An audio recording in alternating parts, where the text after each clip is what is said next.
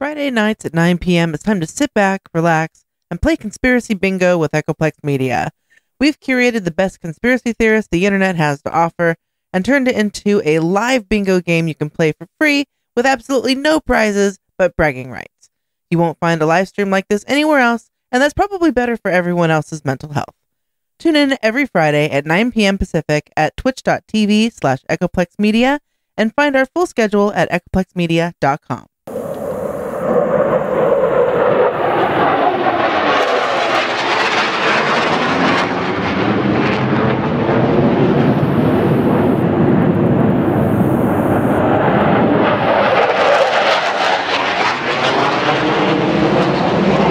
We have none other than Jim Lee here. What's up, Jim Lee?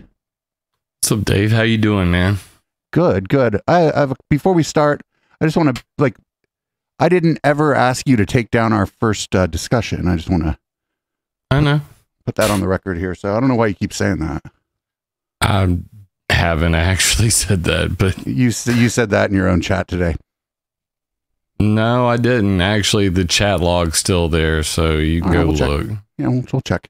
I mean, it is what it is, dude. I mean, those were... What are we talking? 6 years ago we last talked. Yeah, and like I said, literally, in the email you sent to me too, you said that I wanted you to take down the video, and I never said that. I have it on my own website. I will concede that you never said that. All right, cool. So, other than that, what's been up with you? What's up with the plane farts? Why did you change from plane farts or from chemtrails or stratospheric aerosol injection to plane farts? I think we both know the answer to that. No. Take a guess. Because chemtrails is a fucking joke. Well, the community is a joke. I think you still believe in the overall overarching conspiracy theory. The community is a joke. We can agree on that. Define the conspiracy theory, and I'll tell you whether I believe in it. You do a whole channel about it, my friend. It's the idea that jetliners are spraying things in the atmosphere to alter the atmosphere, like intentionally.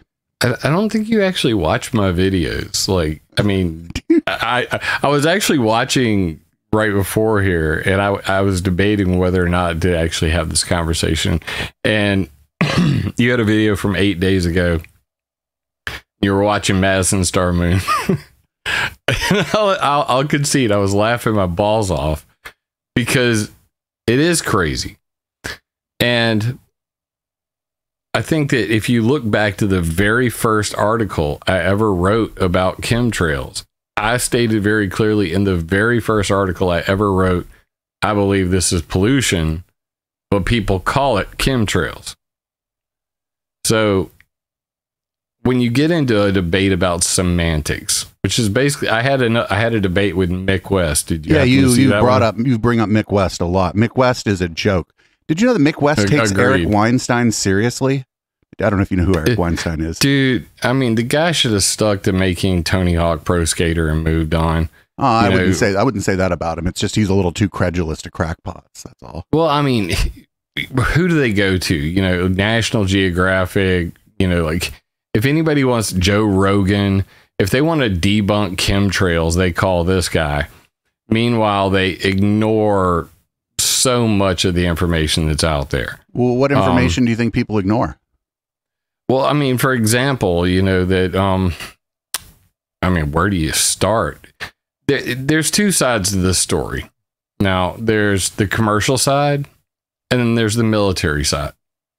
And I try to make the argument to people that 99.5% of what you're seeing is commercial, is contrails, is pollution. And then there might be the 0.5% that might be military, doing contrail suppression, contrail enhancement. For example, and even Mick West had to admit that I was right on this. Dr. Arnold J. Barnes from the Phillips Lab, Hanscom Air Force Base, he had this paper where he gave a presentation. It was called Weather Test Technology Symposium 1997. He gave a presentation to the United States Army and Air Force simultaneously. And in the PowerPoint presentation, it said current capabilities 1997, create, suppress, cirrus contrails. And he went on to state why. He said, weather modification using carbon black. This is on the slide. I can bring it up or you can bring it up. I don't really care. Well, but a single slide out of a longer talk isn't really, you know what I'm saying? Well, like I haven't seen the entire talk you're talking about. So you should listen to it sometime on your show. I pulled it from archive.org. It came from army.mil. So it came from the Army's website, and I downloaded the PowerPoint presentation, have the audio and his slide notes with it. And in it says carbon black weather modification, create cirrus/contrails. And the reason why the United States Air Force said that they would create clouds was to block out spy satellite optics and improve nighttime operations. Right, but my thing is the thing he was saying that they're doing it, or that it's like a thing that, you know, people potentially believe could happen? Because every time I get one of these like pieces of information, and I don't know this exact one, but if you remember, there's that famous one of, what's that guy from the former CIA director, where they cut out like 8 or 10 seconds of it, right?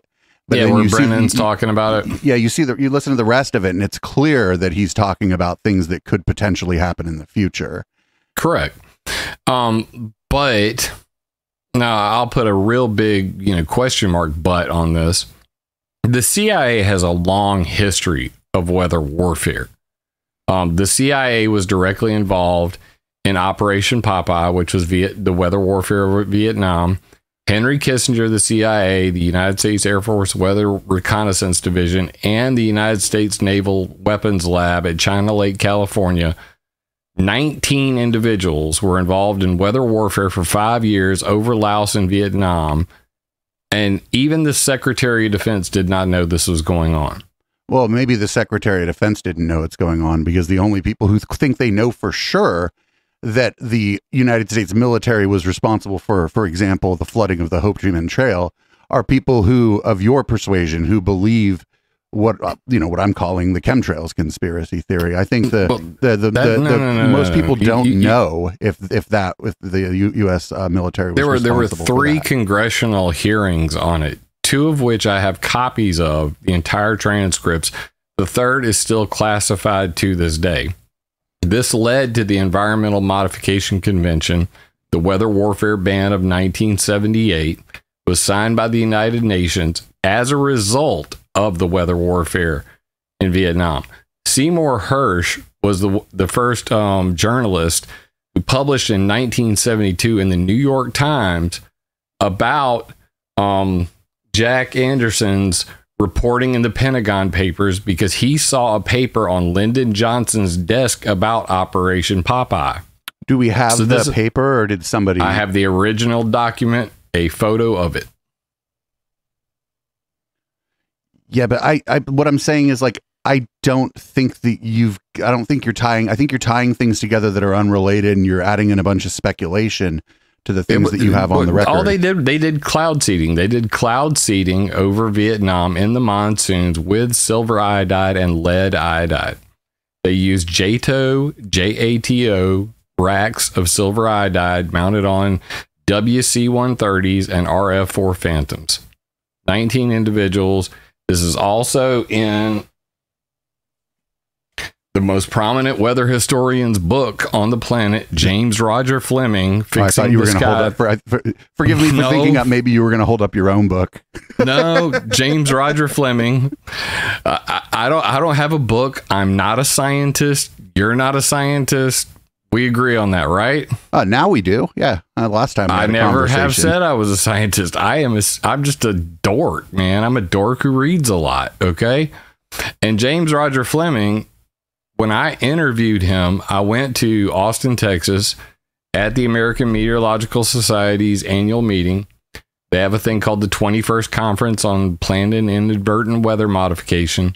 I interviewed Dr. William Cotton, who was part of Project Storm Fury, steering hurricanes back in the 1970s. Do you wait? Let me stop you there. Do you believe that that any human entity has the capability to steer a hurricane? I do not believe in weather control. I believe in weather modification, the attempts to control weather, but nobody on the planet has been able to prove the efficacy of cloud seeding since 1946. So, though they may be sprinkling chemicals into clouds to make it rain or make it not rain, to this day, nobody can prove beyond a shadow of a doubt what they call scientific efficacy of cloud seeding. Well, I mean, it's not what they call scientific efficacy. We can both agree that scientific efficacy is a term that means something, right? Right. But at the end of the day, they did Project Snowy. They did the, what was it called? The Wyoming Weather Modification Pilot Program, WMPP. They threw a whole bunch of money at it after the National Academy of Sciences in 2001 said, our opinion is much the same as it was 40, 60 years ago, that to this day, nobody can prove that cloud seeding works. Well, I mean, the fact that the government threw a bunch of money at something doesn't really, about they thought they were trying to do remote viewing because the Soviets had us convinced that they were doing remote viewing. And the men who stare at goats. Yeah. Well, it's not, I mean, that's a funny version of it, but that's a thing that actually happened. So like, I don't know, the fact that the government threw a bunch of money at something doesn't really mean that it was going to work or that there was even any reason to believe that it would, especially during the paranoia of the height of the Cold War. Agreed. But at the end of the day, so you have the CIA, you have well documented cases with the weather modification, the weather warfare over Vietnam. You just said a minute ago that we couldn't prove the scientific efficacy of cloud seeding, but now you're calling it weather warfare. Whether it was effective or not, an attempt was made to do weather warfare over Vietnam, which was dubbed Operation Popeye, which what led to the Weather Modification Reporting Act of 1972 in Congress, which led to the Environmental Modification Convention, which was signed and ratified by the United Nations, banning weather warfare. These are undeniable facts. Well, the last two are the two, like the UN thing and the US thing you're talking about. Those are undeniable facts, but I don't know that those things wouldn't have happened independent of this Operation Popeye that you're saying happened. Well, according to direct sources and James Roger Fleming himself, who's from Colby University, he's the top historian on weather modification in the world. I interviewed him at that 21st conference on weather modification. And, he agreed with me that yes, NMOD is flawed, that it was as a result of Operation Popeye, and that it needs to be updated. So 90% of what I'm doing is just simply going, okay, well, here's what we know and here's what we don't know. And what we don't know is much more than what we know. And even though there's a weather warfare ban on the books at the United Nations, there's no way to catch anybody doing any of this. So while you and I may speculate on whether geoengineering, some secret large-scale aerosol program, I don't believe that it's going on. If anybody's doing it, it's probably the CIA. And that would still, even according to David Keith, just hear me out and then you can respond. Even according to David Keith, when he got his Bill Gates money and got with Aurora Flight Sciences and said, if we were going to geoengineer, what will we need and how much would it cost? He even said, I only need 14 747-400s. So I only need 14 planes to geoengineer the planet. So that doesn't jive with what you hear out of the Dane Wigingtons of the world, all of the chemtrail people of the world saying that every single plane is flying with pumps and pipes, that high bypass turbofan jets can't create contrails. I disagree with all this bullshit. And I have for over 10 years in every video I've ever made. Now, I will admit what you've accused me of, that I use the word chemtrails because guess what? That is the clickbait word of the day. When I spoke to Dr. Rangasai Halthori, he's the head of the Federal Aviation Administration's Aviation Climate Change Research Initiative. He's doing the access flights and the Eclipse, Indy, Max flights, which are these tests on biofuels for contrail control. The idea of using jet, or what they call federal alternative aviation fuels. He was actually in charge of the access flights. So I called him up and I interviewed him. And he said, we would like to have more contrail induced cirrus clouds by day and none by night. So can we stop? Because there's been a lot of stuff happened there. Like you said, a lot of things. That was like one of the main things that I had criticized you for. I'm not going to talk over you, dude. Well, no, it was the number of claims that when people make a number of claims without stopping when they're talking to someone else, this is the Gish Gallop. It's a well-known technique. We went over this before, but I don't have techniques. I'm just Southern and I talk a lot, bro. I mean, I know what you're doing. I'm more prepared for we'll call it your style of discussion this time than last time. The first thing you talked about is you said when David Keith got his Bill Gates money. Now, somebody who covers the things that I cover, that is just an immediate red flag. As soon as somebody says, "Oh, this person's funded by Bill Gates," the Bill Gates Foundation, gives money to all different kinds of different organizations, and they're not the primary funder for the vast majority of the people. This is not the Bill and Melinda Gates Foundation. This is what's called FICER, FICER. In fact, in the Aurora Flight Sciences paper, where he does the cost analysis of geoengineering, at the bottom of the paper, he thanks Bill Gates, FICER, for funding the research for the paper.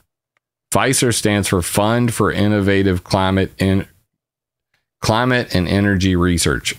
Fund for Innovative Climate and Energy Research. FICER. Do you know how much money? Do you know how much money it was? I think altogether it was only something like 20 million. It was a real low number, to be quite honest with you. They only funded 18 to 20 studies altogether.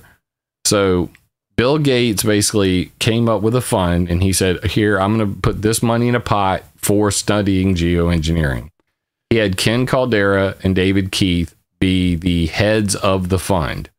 So other scientists, if they wanted to get funded under FICER, which was Bill Gates' money, they had to go to David Keith and Ken Caldera, explain why they needed the money and what they were planning on studying, and that's how they got the money. Well, there are other funding sources for this kind of research. The National Science Foundation dwarfs what Bill Gates has funded for geoengineering studies. See, like coming back to that's why not just me, but the people like me are going to just be immediately incredibly skeptical of what you're saying, because you didn't say that. You're like, "Oh, he took his Bill Gates money," and then that's like, "Oh, you took your George Soros money, or you took your Rockefeller or your Rothschild's money," and that just for those of us who I would say monitor conspiracy communities, that's just like that's just immediate, like it's an immediate indication that what somebody's about to say is highly likely to be bullshit.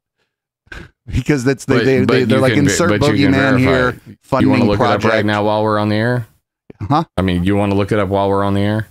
Look what? Because it's that paper. I'll pull it up right now. I'll send you a link, and you can check it right now in real time. Read a paper? I don't see, like my question. You can scroll to the bottom, and there's literally just one paragraph that says, "Thank you, Bill Gates and the FICER."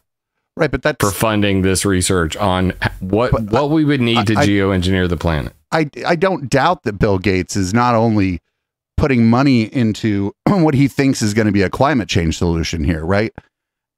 But again, the way you worded it, he took his Bill Gates money, and that's just like weaselly. That's absolute fucking conspiracy theory claptrap. It's the same as when somebody blames George Soros for this, that, or the other thing. But there is a chat on Video Ninja. If you want to send me, you see on the bottom, there's a row of icons. One of them's a chat. You can send me a link. We can pull it up. Let me see real quick. I'm trying to find it down here. Please don't send me a link to your website.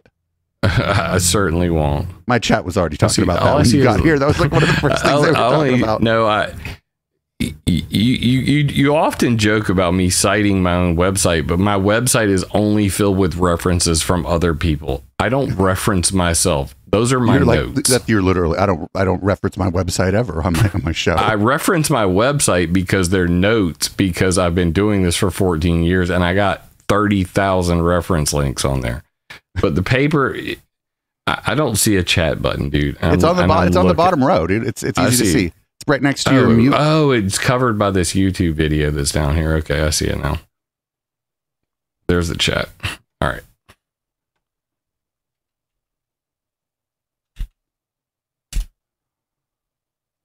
Copy this link. Yep. Copy link address. All right. Let's see what we got here. So environmental research letters. This is from an open access journal. Citation. So first of all, this is where's the byline on this? This is by from. Okay, I see it. It's Justin McClellan, David Keith. You know who David Keith is. Yeah, he's one of these guys like Bill Gates who needs to shut the fuck up. Clearly. It's just that if you click on the PDF link, if you click on the PDF link at the very top, go where it says article PDF. And then when you scroll to the bottom, you're going to see a section that says acknowledgements. So we got here we go. From David Wilm. So there's helpful commentary. Funding for this work was provided by the Fund for Innovative Climate and Energy Research. Okay, if that's is Bill Gates the sole funder of that, or is he just part of that? You can click the link right there. It says keith.cs.harvard.edu FISER, and it explains it in pretty graphic detail right there. Grants for research are provided to the Harvard University from gifts made by Mr. Bill Gates from his personal funds. The activities of the FISER, Fund for Innovative Climate Energy Research, fall outside the scope of the activities of the Bill and Melinda Gates Foundation. FISER is not a foundation project and has no relationship with it. Okay. So what? Bill Gates funded the study, and in this study, he says, and you can see there's charts in there, we only need 14 planes to geoengineer the whole planet. That was the whole point of this. This was back in 2012. Right, so, but I mean, this is speculative. Correct. I mean, of course, all research papers are. So at the end of the day, some research papers aren't speculative. They gather data and they look up stuff. But yes, I understand that. Like for this stuff, it's all going to be speculative because they're not doing it. Right.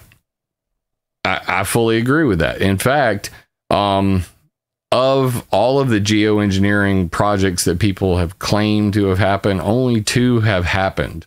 And that was Russ George with ocean iron fertilization and the dumbass from Make Sunsets that threw a couple balloons in the sky. We saw your video about that. You didn't really, your video for that didn't really frame it like that. First of all, your title was clickbaity, which you kind of use it like, you're like, oh, well, my titles have to be clickbaity or whatever. But you said that it was a geoengineering project, and like, it wasn't. Have you been to the Make Sunsets website? They're claiming to be doing geoengineering, but from what I can tell, it's just a guy with a balloon. It's the most redneck, cheap ass version of geoengineering possible. I highly doubt that his balloon even made it to the stratosphere. It probably blew into a trailer park or something like that. But regardless, it was just a money-making scheme. The guy wanted to sell cooling credits. So people who want to, virtue signal and say, I'm saving the climate, they could, send money to him. And then it's kind of like, people who say, oh, if you send me money for every time you use my product, I'm going to plant a tree and it's going to help the environment. He was doing something similar and saying, if you send me money, I will send a balloon up with some, sulfur in it or whatever he had in it, and I'll do some SRM and that'll cool the planet. You're helping out cool the planet. You did a pretty long video about the balloon where the tone was, to my recollection, rather different than what you're saying here. It's exactly the same content. I'm just summing it up to 30 seconds. I don't have an hour to go on ad nauseum about how Mexico banned geoengineering as a result of some retard launching balloons. Let's try to not use like slurs on my channel if you don't mind. Okay, fair enough. But like, not everybody, when they say, if you buy this product from me, I'm going to donate to somebody. I mean, I know these people were probably grifters, or maybe they were drinking their own Kool-Aid, but like not everybody who does that. Like if I tell you that I'm selling this shirt I'm wearing for Pride Month, and out of every shirt I'm donating $6.66 to the Lambda Legal Fund, do you think I'm lying? No, I mean, no, not at all. Well, my community is such that they're gonna ask for a receipt for that shit too. You're in San Francisco. I mean, I would expect that. That's totally acceptable in your realm. So why totally wouldn't you? Acceptable for anyone in any place to do that. Actually, the Lambda Legal Fund doesn't spend a lot of time protecting people in San Francisco anymore. I know as much about Lambda Legal Fund as you know about Operation Popeye. I've probably read more about Operation Popeye than you read about Lambda Legal. That's fair. Okay.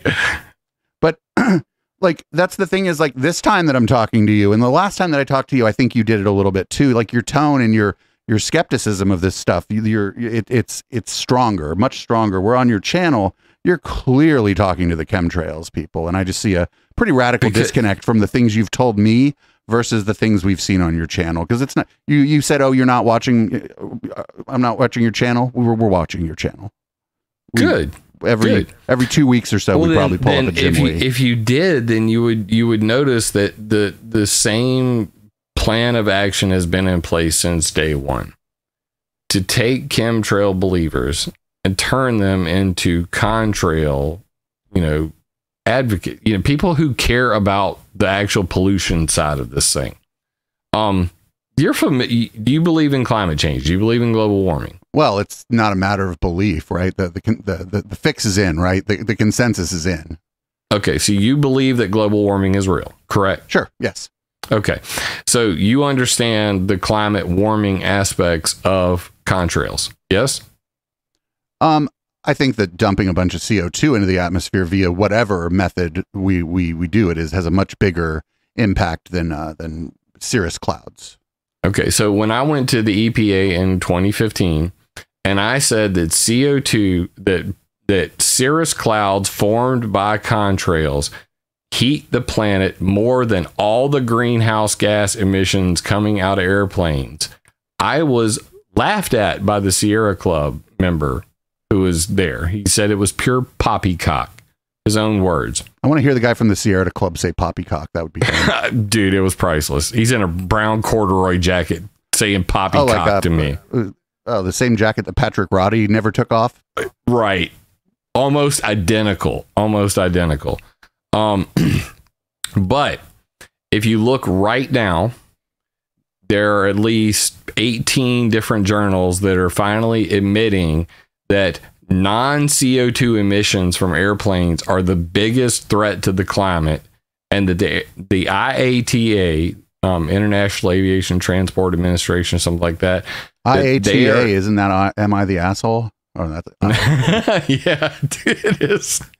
But the IATA basically said that the airline industries need to tackle non-CO2 emissions because contrails are trapping more heat than CO2. In fact, Olivier Boucher from the IPCC, his statement, which I read in my presentation to the EPA, unlike Amanda Bays' EPA testimony, I said, Olivier Boucher says that a single plane operating in conditions favorable for contrail formation seems to exert 5,000 times the radiative forcing of all of the CO2 emitted since the beginning of flight.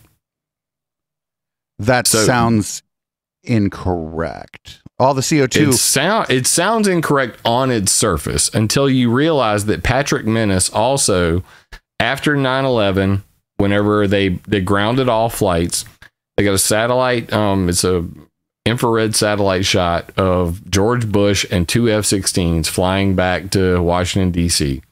The entire United States has no clouds.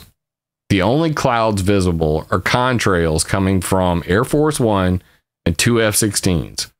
So Patrick Menace did some studies on this, and he came up with a paper which was related to 9/11, and he said that it affected that contrails were affecting the diurnal temperature range. This was the first major blow in the narrative that CO2 greater than contrails, greater than cirrus. The thing you said there about how there were no clouds except for from the aircraft across the entire country, that sounds like bullshit.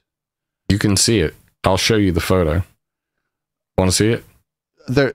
There were clouds in this country somewhere. Like there's clouds in this country somewhere at all times. In the photo that he is showing, there are no clouds except for there. A photo from where? It's from a satellite. The same thing happened during the 2008 grounding of all flights due to the Iceland volcano over the United Kingdom. An E3 AWACS was doing circles, and just the E3 AWACS by itself created enough clouds to cover almost the entire United Kingdom. That's why it's called Cossack. I'll show you that. I got a GIF animation of it. I just there's no contrail that's going to cover the entire United Kingdom. There was. That's some Madison Star Moon shit right there, buddy. But you're going to have to argue with scientists, not me, on this, because it comes straight from them. And there were scientific peer-reviewed journals on this, and that's why Olivier Boucher from the IPCC, I'm assuming you believe them, he's the head of the cloud and aerosol interaction papers written for the IPCC.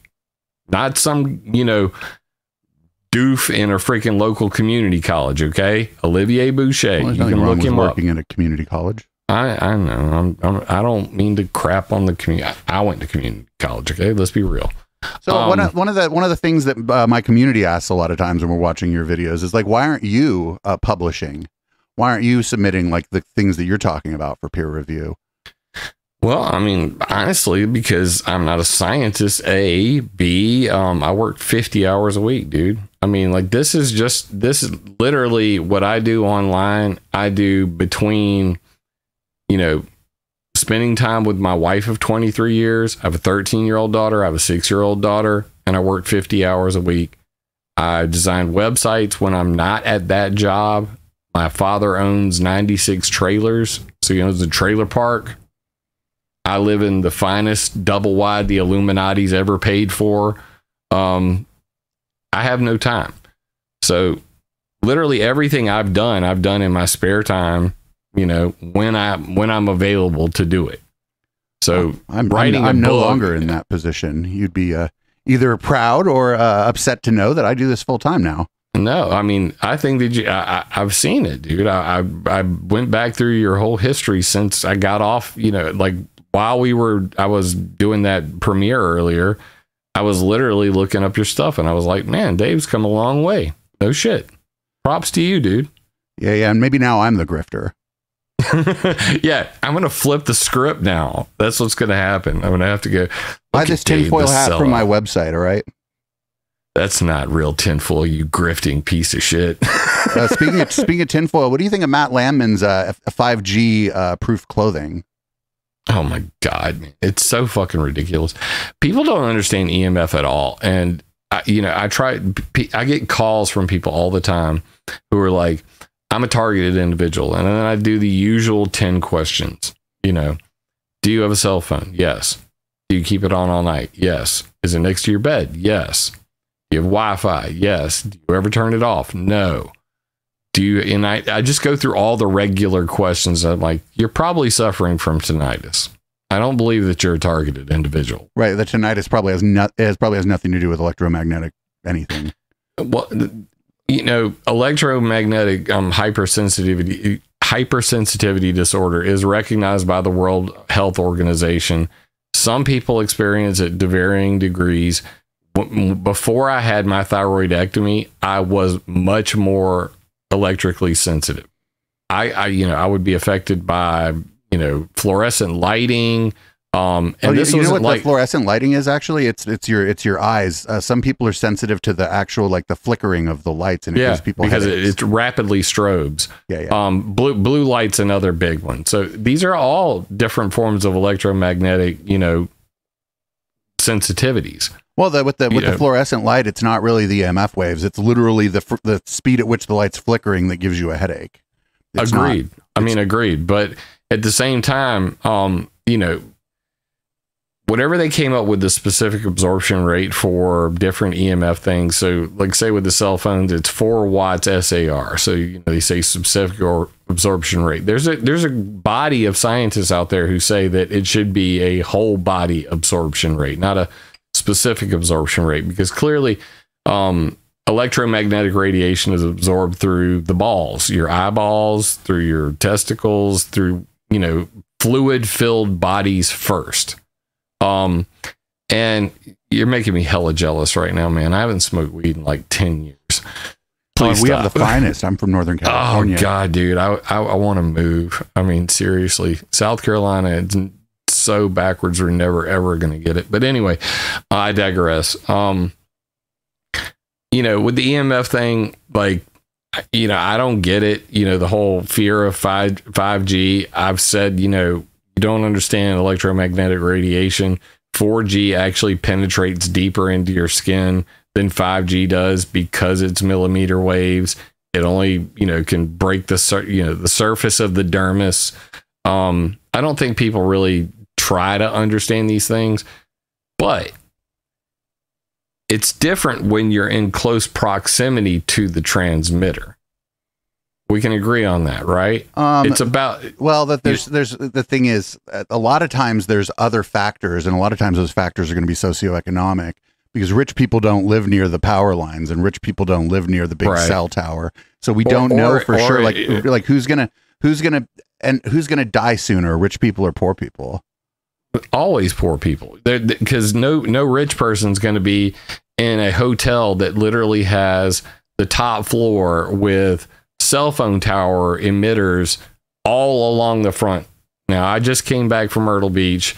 I'm looking at these hotels, all the top floors, they literally have them mounted on the side. So literally right above your door to your hotel room is a cell tower emitter. Oh, right. But that's like correlation. That's not causation, right? Like the rich people, they don't want to live near the windmills either. But like the idea that a windmill causes windmill cancer is ridiculous. It's just they think they're an eyesore. I think those windmills look pretty dope, and I would love to live near a windmill farm. But so it's like when you live near more power lines, more radio transmitters that are like visible, it's generally going to be generally going to be in a lower socioeconomic area, and there's going to be other factors there that are lack of health care, mostly lack of health care. So if you start to get sick, you're not going to go see the doctor right away. When I lived in Omaha, Nebraska, all the power lines were underground, which was, just absolutely beautiful. Like it's something you just don't see. When I lived on the west side before I moved out to the burbs, all the power lines were under the ground. The main thing about that was good is the power never went out. So yeah, it makes sense on so many levels. Plus, any of the ambient EMF that would be coming off of those high powered lines is immediately grounded, so it can't do you any harm when it's underground. But of course, they'll make it illegal for you to stretch out some wires and catch that free electricity that's radiating off of these power lines overhead, which people have done. You can do that. That sounds dangerous. That sounds like the attempt to do so is going to shorten your lifespan for a variety of reasons.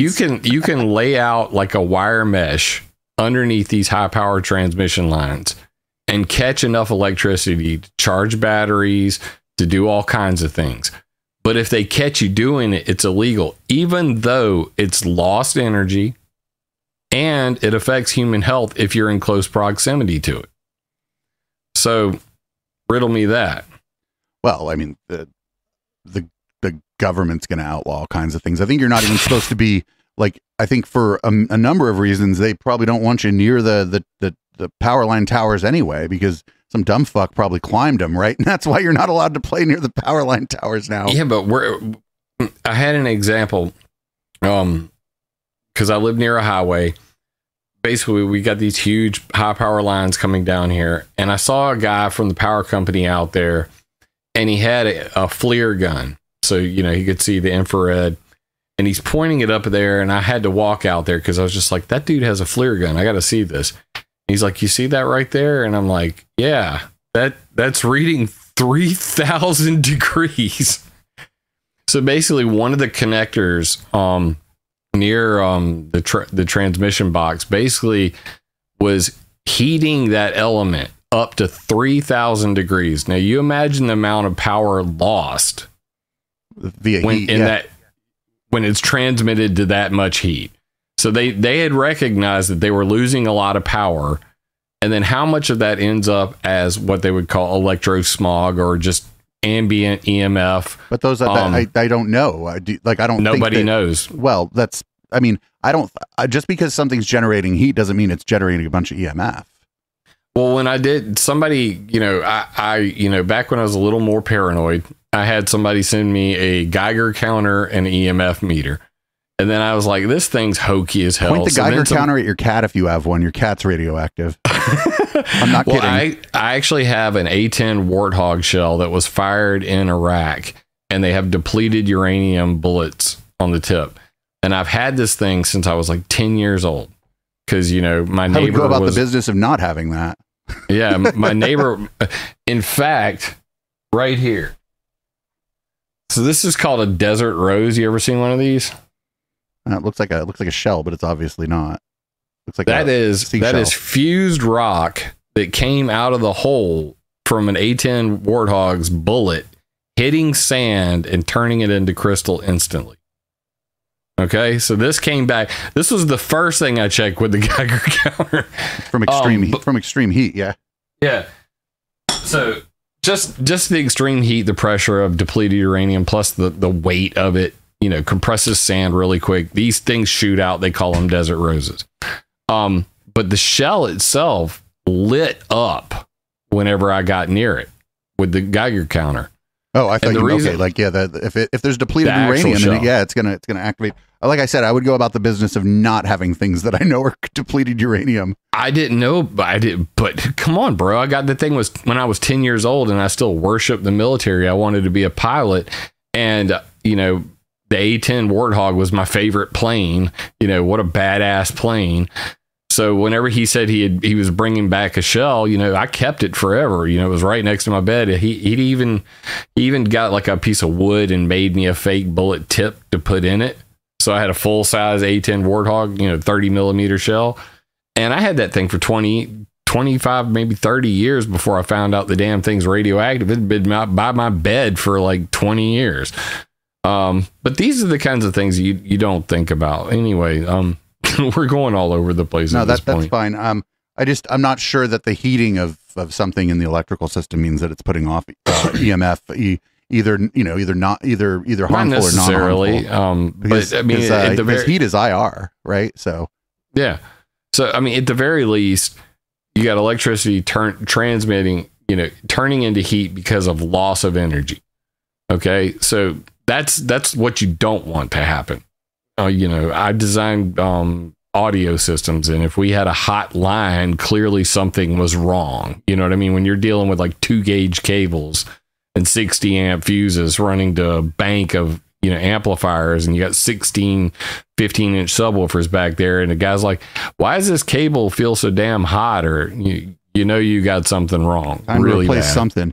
Where's all these subwoofers? Can I, because I don't know if you know, but I rock the fucking discotheque too. Where are all these subwoofers, and can I go play on them?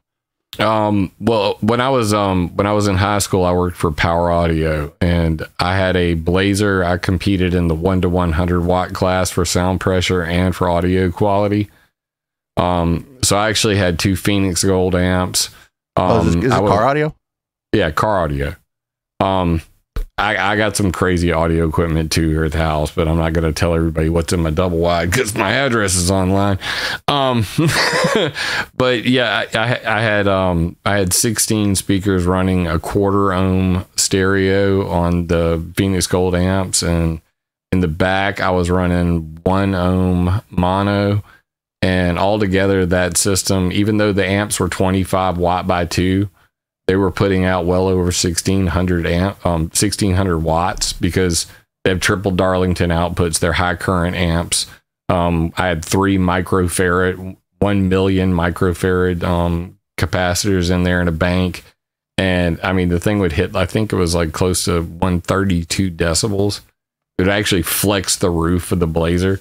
I would be nowhere. I've thrown raves, and I would be nowhere near 132 decibels. I'm one of the few rave promoters whose ears still work.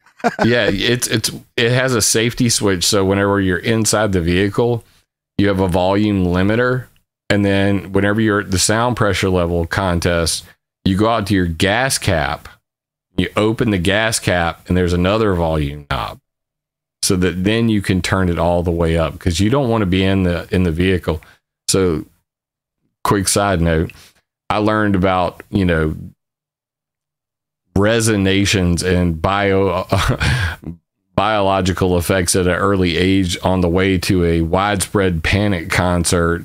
We're all getting fried. We're driving from Sumter to Clemson University. It's about an hour and a half drive. I'm pumping the bass the whole time. We get out of the vehicle, and the first thing I said is, "We should probably go inside now. Holy fuck, I'm hoarse." And everybody in the vehicle could not speak because the bass had vibrated our vocal cords so much that nobody could talk.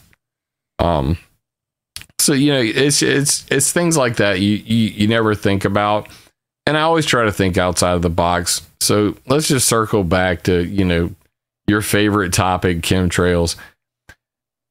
When I think about it now, when I started out, I believed 90% of the bullshit that was thrown at me on the internet. Ooh, who was your favorite when you first started? Man, that's hard to say, because I was all over the place. Do you remember that Comet Elenin? You remember that thing? C2010X, about the comet that was going to come between the Earth and the sun. It was the solar kill shot and all that shit. Maybe you weren't into all this back then. But this was 2010-ish through 2011. Basically it was like Obama went to the airport right outside of Boulder, Colorado, that one with the blue Mustang. What's it called? The horse at the airport. Yeah, that place. You've been to that airport? That airport's dope. People are scared shitless of that airport, but that place is dope. Oh, yeah. I mean, I've never been there, but I've been on a virtual tour. I've seen all the photos and everything, and heard all the conspiracies about the underground bases and everything. Well, turns out Obama ended up going there the day that the comet it was supposed to cross between the Earth and the sun. So everybody really freaking out. Dutch Sense and a whole bunch of other YouTubers. We just found Dutch Sense a year ago, and we call him he's like a cosplay geologist, but also he's a bit of an up talker. Yeah, he's the one that started the idea of harp rings, and in 2011 I basically had it out with him, and at the time I was still just resonated. Nobody knew who Jim Lee was. And I told him, I said, why don't you stop calling them harp rings? Because there's only one harp. Those are Nexrad rings, or Nexrad anomalies at the very best. Quit calling them harp rings. And he immediately started to work overtime to try to figure out who I was. He's like, "You're Scott Peterson from Weather Wars," and all this shit, because my email was Weather Wars or something like that. And I was like, "No, try again." And then I said, "My name's Jim Lee. For real. My name is Jim Lee. I live in Sumter, South Carolina." And they were like, "You're James Lee, the porn star from Sumter, South Carolina." I was like, "Get the fuck out of here. There's a porn star in Sumter." There's a male porn star in Sumter, South Carolina named James Lee. Well, it turns out there's 5 James Lees in Sumter. It's just a very common hometown. Name. I mean, it's the most vanilla ass name you could have. So yeah, it's pretty hard to find Jim Lee if you search on the internet. But regardless, Dutch Sense, we went round and round about the harp rings. Now, whenever he talks about it, he'll literally put quotes around harp rings to this day, because he got such a beat down over that. But back then I believed all kinds of random shit. And the point I was trying to make about Ellen was, there was just enough science in the conspiracies for me to bite it. You know what I mean? And I would tell my wife, "Oh my God, I think we probably should, get to high ground. Something bad could happen." And then when nothing happened at all, it flew by, The world moved on. Nobody died. I said, how the hell did I get played like this? And that's when I read a paper called The Anatomy of Slave Speak. And it's about language that maintains the master-slave relationship. That's interesting. And there was one more thing, and I'm glad you jumped on, but I do want to kind of move on to my other content. But I wanted to ask you one thing. The first video where I heard you talking about slave speak was right after you had raised money to go to HARP in Alaska. And so what happened with that? So what happened with that, like I said, I had Graves' disease. I've got the scar to prove it. Are you familiar with Graves' disease? Do you even know what it is? I'm unfamiliar. Okay, so hypothyroid, hyperthyroid. Hypo is whenever basically you gain weight, you're sluggish, you don't have enough thyroxine produced by your thyroid. Hyperthyroid is when your thyroid produces way too much thyroxine. The side effects of this are you constantly lose weight, you have tachycardia, you cannot sleep, and I already have restless leg syndrome, which was really bad. It got to the point where my legs would wiggle all night long. I would burn 10 pounds a night, and I'd get up in the morning and I couldn't even walk. So right before, because I really wanted to go there. I really did. But I had gotten to the point where I was starting to have panic attacks and I was passing out. No shame. I got no filters. And when I talked to my doctor about it, they were like, look, we need to get you in for emergency surgery. And they had scheduled me to go. Beach? Doing on the beach? My father plans a beach trip every year in June for my youngest daughter's birthday. So like right now, my wife and my kids are at the beach. She would throw a fit if she knew I was talking to you, because she's like, what good could come from this? And I'm like, maybe I can bury the hatchet, because I don't like having, bad karma just sitting around. I think that you're probably a reasonable dude. And I think that, just having an honest discussion with you, because when we last spoke, the other thing about Graves' disease is you're highly irritable and prone to, being excitable, which me being a fighter my entire life, me being, highly abrasive, which I'll admit to, obviously didn't lend any help to our last discussion because I am an asshole. But since I've had my thyroid removed, I've learned to really calm down. I've been able to calm down. I've been able to gain my weight back. I've been able to get my muscles back. It's been a complete 180. So at the time, I was very, very sick and I was pushing myself way too hard. And basically my heart was going into atrial fibrillation because of tachycardia. And the doctors were like, look, if we don't get you into surgery and get your thyroid removed, you're going to die of a heart attack. And that's just the plain, honest truth of it. And in 2018, I finally had my thyroid removed. And, since then it's been a battle of just trying to, regulate my thyroid so that, because now I don't have a thyroid, so I got to take pills for the rest of my life. But regardless, I'm not the same guy I was before then, because I had Graves' disease for 10 years, from 2009 to 2018. So the thing that the people who are, let's say myself included, harsh critics of yours, we want to know, like, because you had a fundraiser at the time also going for your medical stuff. So we want to know, like, where'd the money from the HARP stuff go? I canceled it, and when I messaged people about it, everybody said, no, don't worry about it. Not a big deal. Because especially had you and a couple other guys really riding my ass about it. And my wife looked at me and she's like, well, just offer to give it back. And I went and I messaged everybody, and everybody I could message responded back, don't worry about it. Not a big deal. And it really wasn't that much money. Especially when you consider when I went to the AMS meeting, I raised like $10,000. I didn't hear you bitching about that. But that's because you went to the meeting. Fair enough. But still, I mean, we were talking like, what was it, like $3,000? It was less than $3,000. It's not like you raised $15,000 for a chemtrails documentary that you never made. But maybe we should not speak ill of the dead. Well, no, that's not true. Now, the AMS meeting was, I put $10,000 down as what it was going to cost, and I ended up raising like $7,800 to like $8,500. And even then, the guy that went with me was an Emmy award-winning producer. I'm not going to mention him here. You probably know who he is.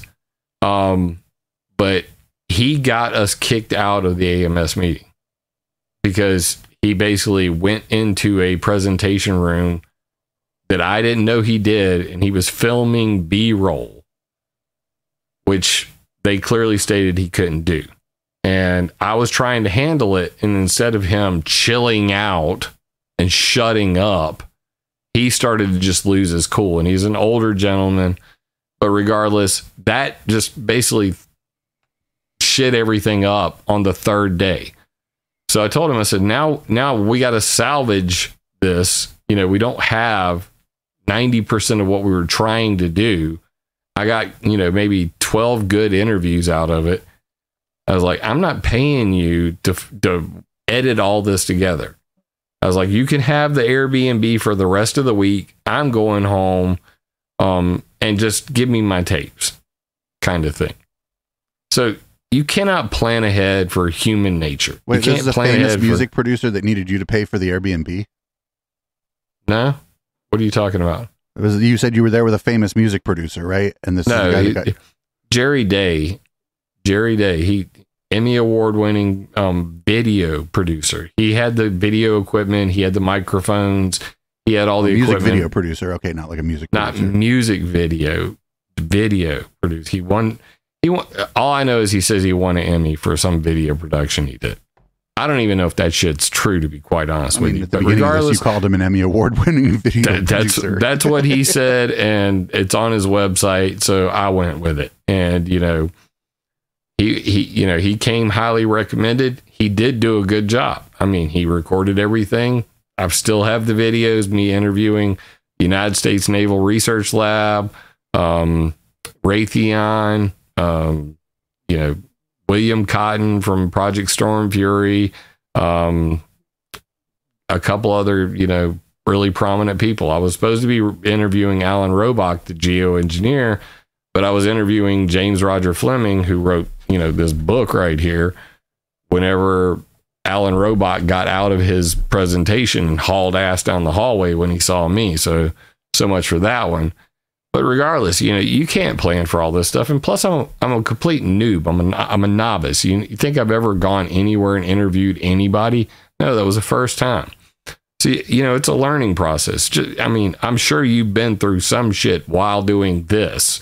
Something as simple as broadcasting, where things went horribly wrong. You didn't understand how it was going to work, or you're trying to hook up with somebody and do an interview. I'm actually, a fan of this Video Ninja. Yeah, I watched a whole series on YouTube on how it works and all of that. So you're right. Video Ninja greater than Streamlabs or StreamYard any day. But I'd have to figure out how to integrate it into my Streamlabs. I do want to be able to do interviews with people and have more regular conversations. I'd considered Zoom, but you've turned me on to something new. So just one other thing, you say a lot of times that everything that you do is open source, and you're clearly running like Windows computers. I just want to know, what do you mean when you say open source in that case? Because for me, I've been working in technology before I was doing this, and to some extent I'm still working in technology. When I hear people say open source, I'm thinking GNU software, Linux, free software, open source software. I don't know. What do you mean when you say that everything you do is open source? Do you just mean that you publish it all? I mean that anything that I put out on the internet, whether it's on my websites, the infographics I make, the videos I make, I put them all down as Creative Commons, non-commercial, international 4.0 attribution. Meaning that's my stuff's licensed that way too. Yeah, so it's free, it's open source. I'm not charging anybody for any of it. Do whatever the fuck you want to with it. Just give a link back to where you got it from.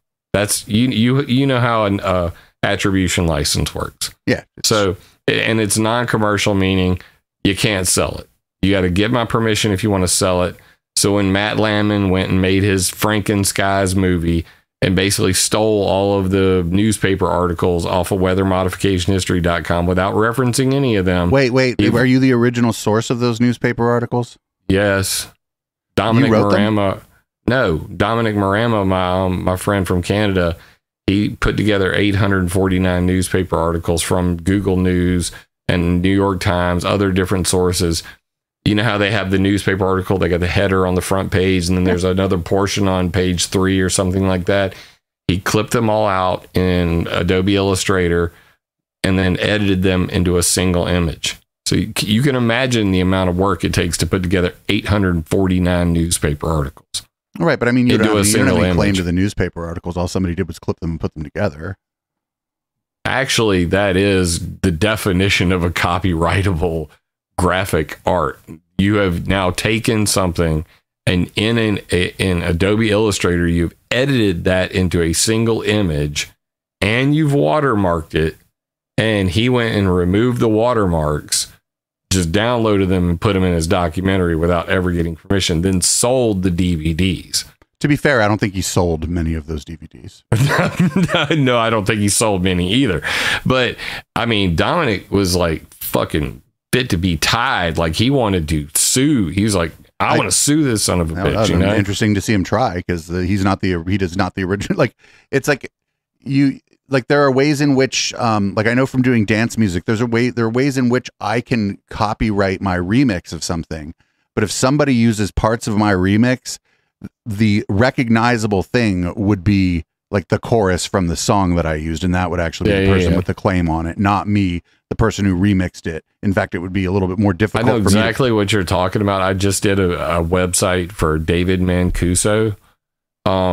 He's a famous DJ from New York City, gay rights activist back in the 1970s. He was actually one of the, I guess you could say, Studio 54 was actually modeled after the private parties that David Mancuso was doing. I listened to his mixes. They're kind of mid, but it was a different time. The equipment was different. I mean, it was a different time, but he was actually one of the earliest, I guess you could say, influencers, because he had a direct relationship with the record labels, and they would come to him and say, will you play my album at your parties?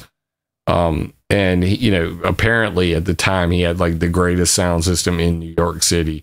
There's a lot of story there, but anyway, it's at the loft.party. And the gentleman that hired me to make the website, he was just like educating me on all of the, you know, this copyright issues with, you know, music and all that stuff. So I totally get it that I don't get it. You know, similarly, like that's neither here nor there, because I think if Matt Landman sold one of those DVDs, he sold 1,000 of them. Do you know what I'm saying? I think he gave them all away because it was like on a DVD at a time that like streaming was so big. I don't think he sold any of them. I think he probably sold more of his weird fucking, did you see that he has an EMF proof nightgown? He probably sold more EMF proof nightgowns. It doesn't work. It doesn't work. That's a physical. What are you going to make a man-made Faraday cage and wear it? Yeah, it would have to cover your whole body. It'd have to cover everything, not just like, you know, a hoodie. And it'd have to be like a condom. I'm like you don't understand electricity like at all if you buy this. Well, this was a much more, I think, productive conversation than the last time. That's for sure. I'm a little less punchy and I'm a little more stoned, and you're definitely less punchy. I'll be honest. I still think you're full of shit, but at least this time we had a reasonable conversation, and maybe if 6 months goes by and you want to touch base and talk again, I'd be happy to do that. Fair enough, man. At the end of the day, like, I know that, you know, based on your political beliefs, that we could literally go round and round for 3 hours disagreeing on everything. We don't really do politics on this channel, though. There's a political channel, but we focus on cults and high control groups, and to the extent that conspiracy theory communities mimic that, that's like the main focus. We only do like one show that really talks about politics in any sort of meaningful way. I mean, just the video I was watching where you ripped into Amanda Bayes, you were dropping political things like all through it. So, I mean, you can spice it however you like. Conspiracy theory is political. Yeah. It's in fact, it's become more political and not less, especially since the